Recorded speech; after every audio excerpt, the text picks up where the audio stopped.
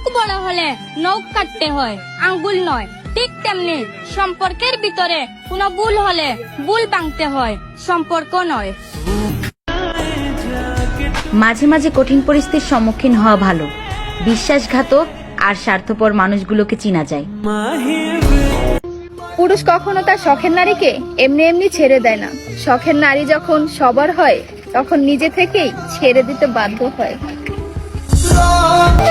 সত্যি ভালোবাসা সুন্দর, তবে সবার জন্য না।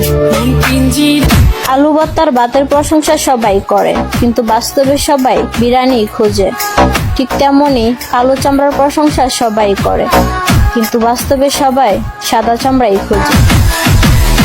ছেলেদের সুন্দর জীবনটা অসুন্দর করে দেয় মানুষ নামে কিছু মেয়েগুলা।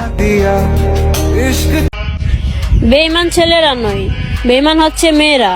আরে বোন, তোরা তো 12 পুরুষে আসক্ত থাকস, তাহলে একটা ছেলেকে কিভাবে বেঈমান বলস?